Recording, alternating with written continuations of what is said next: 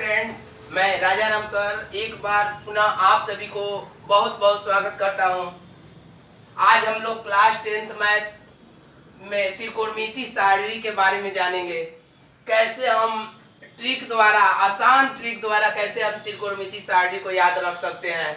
यहाँ रटने की बात हम नहीं कर रहे हैं, बल्कि हम ऐसा आपको नियम बताएंगे, ऐसा विधि बताएंगे जिसकी सहायता से आप त्रिकोणमिति सारणी है उसको आप याद कर लेंगे। इसलिए यदि आप अभी तक हमारे चैनल में नए हैं तो कृपया हमारे YouTube channel Hrithik science classes को जरूर सब्सक्राइब कीजिए। वीडियो अच्छा लगे तो लाइक और शेयर कीजिए।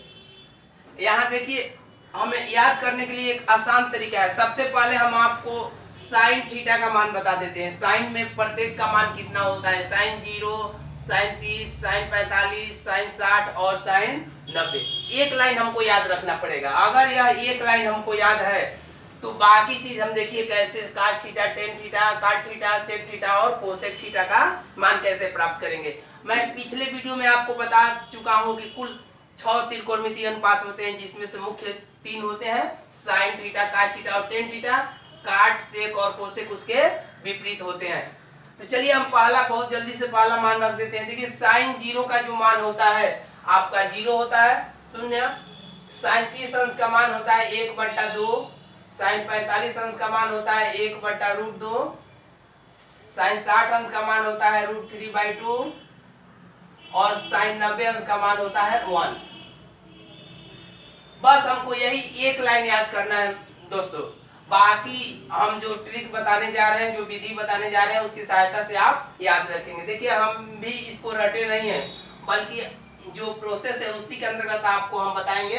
बस आपको चाहिए कि साइन थीटा का मान याद रहे। साइन में देखिए अभी हम 0 से 90 तक चल रहा है।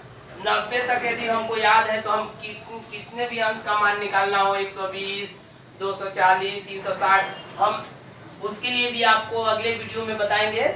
लेकिन यदि आप कंटिन्यू हमारे वीडियो में लगे हुए हैं, हमारे चैनल पे जुड़े हैं, तो मैं जरूर आपको बता देना चाहता हूं कि ये चीजें आपके लिए बहुत ही आसान हो जाएगी।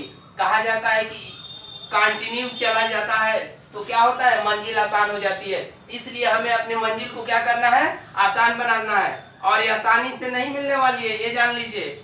जो मेहनत कर रहा है, कठिन परिश्रम कर रहा है, सफलता उसी की कदम चूमती है। जो बैठा हुआ है उसकी कदम नहीं चूमती है। जंगल का शेर राजा होता है, उसको भी जान लीजिए। शिकार करने के लिए क्या करना पड़ता है, मेहनत करना पड़ता है, अपने गुफे से बाहर निकलना पड़ता है। इसलिए यदि आप मेहनत करते हैं तो हर कुछ संभव है। इसलिए हम एक बात आपसे कहना चाह रहे हैं, मुश्किल नहीं है कुछ भी अगर ठान लीजिए, मुश्किल नहीं है कुछ भी अगर ठान लीजिए, बस एक बार मेरा कहा मान लीजिए। चलिए दोस्तों मैं आगे बढ़ता हूँ। यहाँ पे साइन थीटा का मान यदि हमको मालूम है, साइन में 0 अंश, साइन 0 का मान आपसे पूछा जाए तो 0 होगा। साइन 30 अंश का मान पूछा जाए 1/2 होगा। साइन 45 का 1/√2, साइन 60 अंश का मान √3/2 और साइन 90 का मान 1। यह साइन का मान जो होता है 0 से 1 की तरफ बढ़ता है। अब हमको यदि कास का मान लिखना हो तो देखिए जस्ट इसके विपरीत हम कर देंगे। साइन में हम 0 से 1 की तरफ गए हैं और कास में क्या होगा, कास में हमको 1 से 0 की तरफ आ जाना है। तो देखिए कितना आसानी से हम इसको लिख दे रहे हैं। साइन थीटा का हम लिख दिए, अब कास का लिखना है तो हम 0 से 1 गए थे, यहाँ 1 से 0 लिख दे रहे हैं। तो देखिए सबसे पहले कास 0 में हमारा 1 हो जाएगा, फिर इसका मान कास 30 अंश का मान √3/2 हो जाएगा, 45 का वही रहेगा और यहाँ पे आपका हो जाएगा 1/2 साइन का 60 अंश का मान और कास 90 अंश का मान हो जाएगा 0। देखिए कितना आसानी से हमको साइन का मान मालूम था, साइन का मान 0 से 1 की तरफ जाता है। ऐसे ही हम कास को क्या कर दिए, 1 से 0 की तरफ, उसी के विपरीत कर दिए। याद हो गया। चलिए अब आगे बढ़ते हैं हम टेन थीटा की तरफ।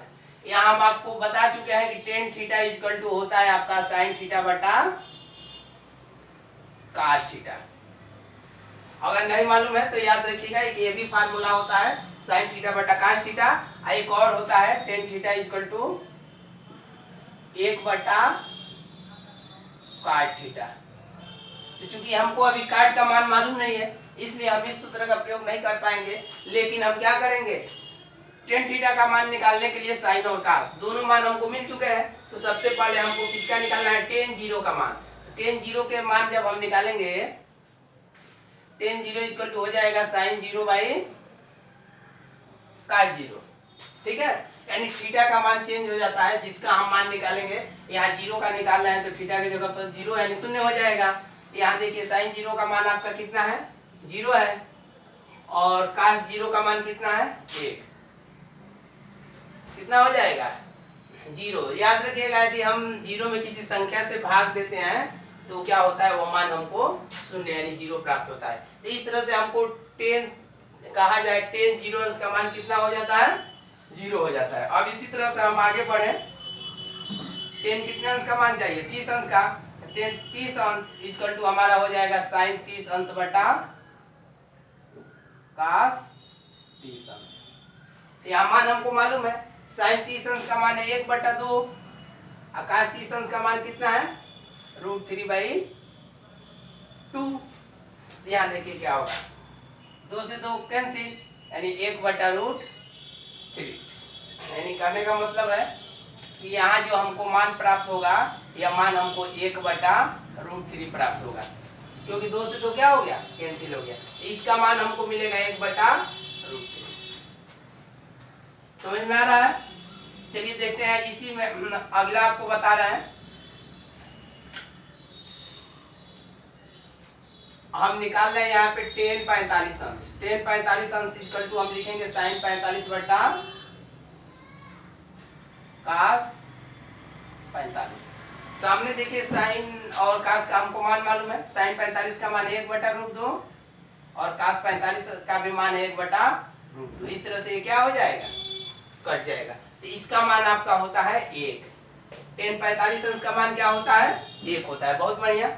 अब देखिए हम क्या करने वाले हैं, इसी तरह से जब हम मान रखेंगे तो इसका मान हमको मिलेगा। देखिए अगर सामने देखा जाए, यहाँ 2 से 2 कट जाएगा, क्योंकि साइन ऊपर है, कास है, साइन बाई कास के रूप में लिखते हैं। तो अगला जब हम 60 अंश का मान लिखेंगे तो 2 से 2 कट जाएगा, ये कितना हो जाएगा, √3। और यहाँ पे हमारा 1/0 हो रहा है। अगर हम 10 90 अंश का मान लिखे हैं, हम 10 90 लिखे हैं तो साइन 90 बटा कास 90। तो यहाँ देखेंगे साइन 90 अंश का मान है 1 और ये 0। जब शून्य से हम किसी संख्या में भाग देते हैं तो हमको क्या प्राप्त होता है, अपरिभाषित, जिसे हम अनंत कहते हैं। क्या कहते हैं, अनंत या अपरिभाषित। जो हमको सिंबल मिला है, यानी 0 से 1 में भाग देंगे तो यह क्या हो जाएगा, अनंत हो जाएगा, यानी अपरिभाषित होगा। बहुत बढ़िया।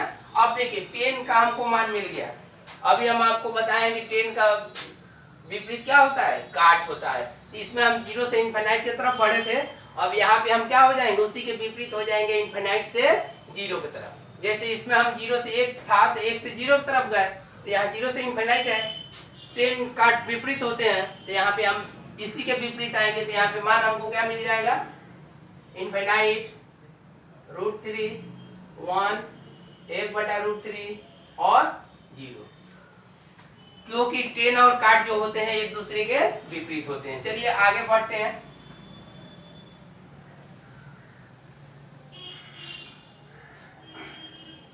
अब हमको सेक थीटा का मान चाहिए, सेक थीटा।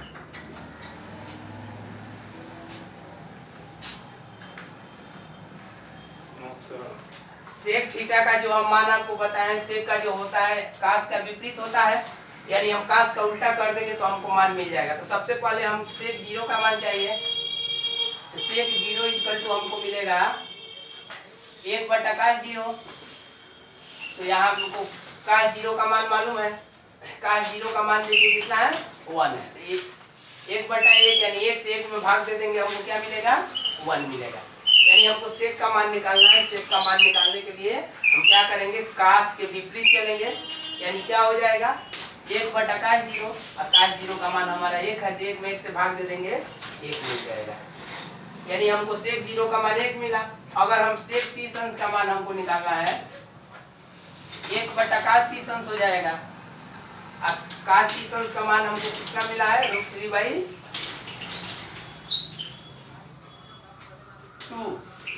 ऐसी स्थिति में देखिए क्या होता है, 1 2 3 3 यहाँ पे बट्टे में 3 अंक है, तीसरा जो होता है तीसरे का गुणा पहले वाले में हो जाता है। तो हम क्या करेंगे, यहाँ 2 का गुणा 1 में कर देंगे, यानी 2 तीसरा जो जाएगा सबसे ऊपर चला जाएगा, उसमें गुणे हो जाएगा, तो ये हो जाएगा 2/√3।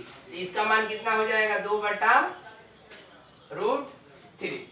अब आगे देखिए, ऐसे ही हम sec 45 अंश का मान निकाले, तो यहाँ पे देखेंगे sin 45 का मान, sec 45 निकालना है ना हमको, तो sec 45 इक्वल टू हो जाएगा 1/cos 45। 1/cos 45 का मान है 1/√2। तो तीसरा का गुणा कहाँ हो जाएगा, पहले में, यानी ये ऊपर चला जाएगा, तो इसका मान कितना हो जाएगा √2 हो जाएगा। ऐसे ही हम आपका sec के बाद sec 45 के बाद sec 60 अंश का मान निकालेंगे, तो ये हो जाएगा आपका sec 60 अंश, हम लिखते हैं यहाँ sec 60 अंश इक्वल टू 1/cos 60 अंश।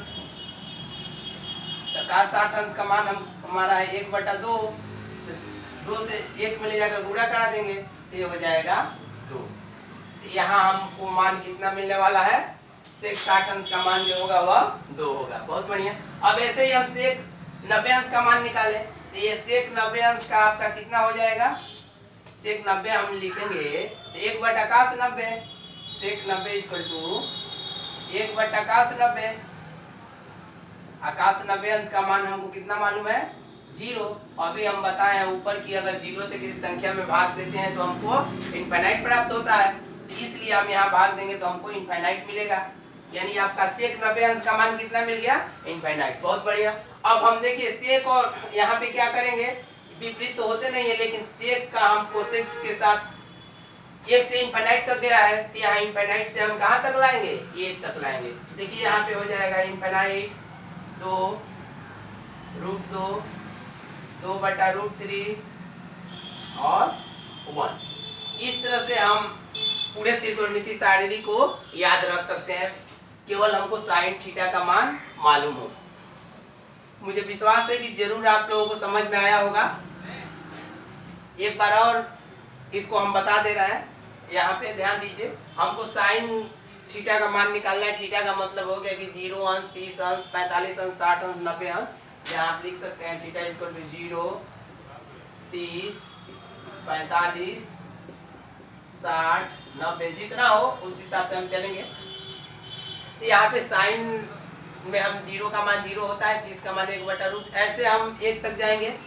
यहाँ हमको सारणी याद कर रहे हैं, बल्कि विपरीत की बात नहीं कर रहे हैं, यहाँ ध्यान देना है। तो काश में यदि हम देखते हैं तो साइन का विपरीत हो जाएगा काश, 0 से 1 गया है तो 1 से 0 तक जाएगा। ऐसे ही tan निकालने के लिए हम बताएं कि tan थीटा इक्वल टू, हम यहाँ पे सूत्र का प्रयोग कर देंगे sin थीटा बटा cos थीटा।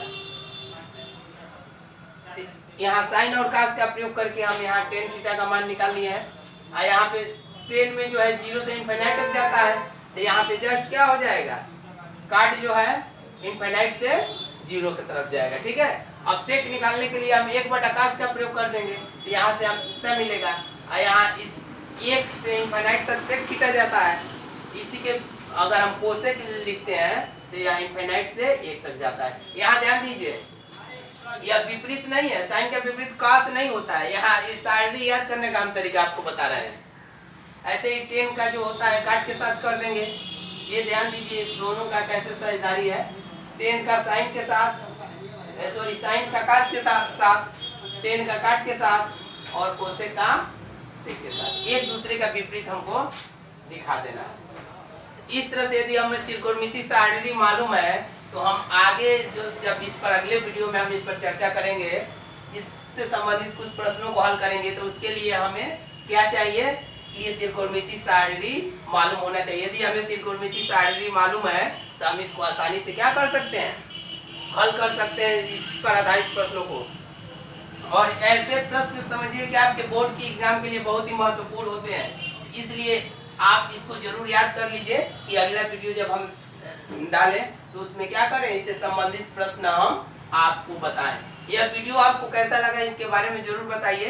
यदि वीडियो अच्छा लगा तो लाइक और कमेंट कीजिए और ये अपने दोस्तों को शेयर कीजिए ताकि अन्य दोस्त भी इसका लाभ उठा सके। बहुत जल्दी ही मैं अगला वीडियो के साथ आप सबके बीच उपस्थित होऊंगा, तब के लिए आज्ञा दीजिए। नमस्कार, जय हिंद, वंदे मातरम।